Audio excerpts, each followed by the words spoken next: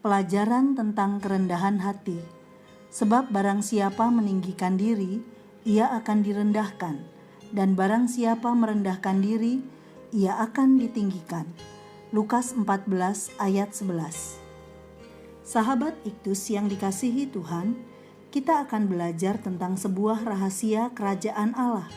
Siapakah yang akan ditinggikan Tuhan? Banyak orang yang mengejar tempat tertinggi dalam hidupnya, tapi apakah ia mendapatkannya? Tempat yang tinggi hanya dapat diberikan oleh Tuhan. Kita akan memahami bahwa bagian kita adalah mengerjakan dengan setia apa yang dipercayakan Tuhan kepada kita, dan Tuhan akan mengerjakan bagiannya, yaitu meninggikan kita. Secara umum, kata rendah hati memiliki arti sikap bijak seseorang yang dapat memposisikan dirinya, tidak merasa lebih penting, lebih tinggi, lebih pintar, lebih benar daripada orang lain. Kata rendah hati, lemah lembut, ramah, merendahkan diri berasal dari bahasa Yunani yang sama, yaitu taipenos, yang berarti mengukur gunung atau lembah, yaitu kesediaan seseorang untuk menempatkan orang lain lebih tinggi, lebih penting, dan lebih terhormat dari dirinya. Beberapa poin penting ini akan memberikan pelajaran berharga tentang kerendahan hati. 1. Barang siapa meninggikan diri, ia akan direndahkan. Ayat 8 dan ayat 9. Kebiasaan orang Yahudi dalam mengatur posisi tempat duduk pada sebuah pesta berdasarkan status dan relasi antara tamu dengan tuan pesta. Semakin tinggi status tamu atau semakin akrab dengan tuan rumah, maka akan duduk di tempat yang terdepan. Itulah sebabnya banyak orang memilih tempat kehormatan pada perjamuan makan yang disediakan oleh seorang Farisi. Yesus memanfaatkan kesempatan ini untuk menegur para tamu yang berusaha duduk di tempat-tempat kehormatan, dan dengan ini ia mengajarkan arti kerendahan hati. Yesus mengamati bagaimana mereka menempati tempat terdepan dengan cara memamerkan diri mereka sendiri dengan semua kebanggaan yang mereka miliki, baik dalam hal status, tetapi juga kebanggaan kekuasaan dan kekayaan.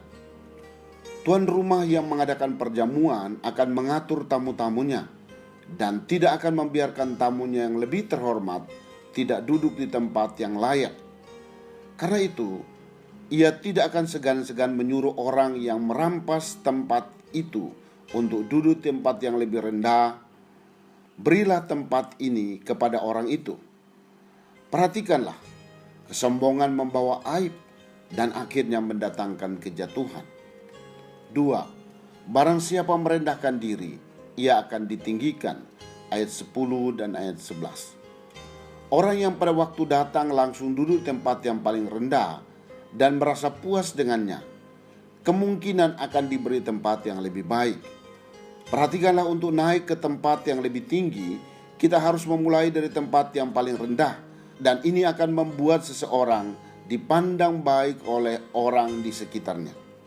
Mereka akan melihatmu sebagai orang yang rendah hati, dan ini merupakan kehormatan terbesar.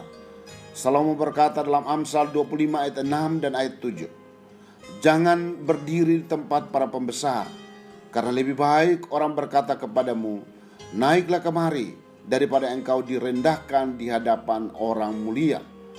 Tuhan Yesus mengajarkan kita untuk tidak memikirkan hal yang muluk-muluk yang disertai hasrat kesombongan, tapi puaslah dengan yang sederhana. Kerendahan hati akan dimuliakan oleh Tuhan. Ayat 11. Orang yang memiliki kerendahan hati adalah orang yang dicari Tuhan. Itulah sebabnya Tuhan memanggil orang-orang yang sederhana untuk menjadi alat kemuliaannya, karena perlu kerendahan hati untuk mengenal dan memahami jalan-jalan Tuhan. Kerendahan hati bukan kelemahan atau kekalahan seseorang. Bukan juga berarti rendah diri, tetapi kerendahan hati merupakan kunci untuk memuliakan nama Tuhan. Sahabat Iktus, sejak manusia jatuh ke dalam dosa, hidup kita sudah dikuasai oleh kesombongan dan keangkuhan hidup. Akan tetapi Kristus datang dengan kerendahan hati untuk mengalahkan dan menaklukkan kesombongan itu. Kita akan menjadi semakin rendah hati dalam persekutuan dengan Kristus.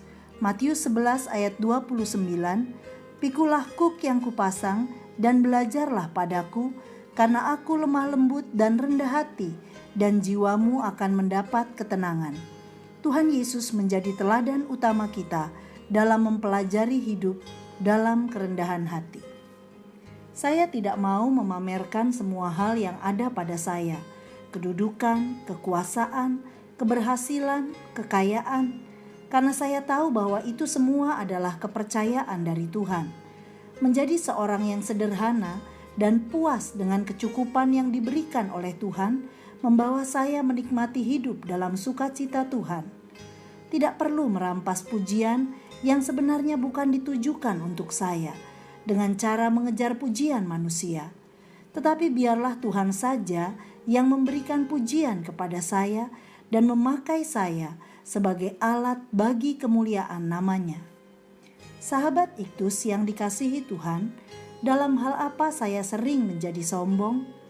Sadarkah saya bahwa semua yang ada pada saya adalah kepercayaan dari Tuhan? Bagaimana sikap kerendahan hati yang diinginkan Tuhan untuk saya lakukan? Tuhan Yesus, ampuni saya karena seringkali saya menjadi tinggi hati dan mencari pujian manusia. Jika saat ini saya ada dengan berbagai hal yang membanggakan saya, tolong saya untuk mengingat bahwa semuanya itu adalah kepercayaan dari-Mu Tuhan yang harus saya gunakan untuk kemuliaan-Mu. Belajar dari-Mu ya Tuhan untuk menjadi pribadi yang rendah hati. Dan karena kerelaan-Mu untuk merendahkan diri, saya memperoleh keselamatan kekal. Ya Yesus, pakailah saya untuk menjadi alat keselamatan bagi bangsa-bangsa yang belum mengenal-Mu. Amin. Rendahkanlah dirimu di bawah tangan Tuhan yang kuat, supaya kamu ditinggikannya pada waktunya. Kristuslah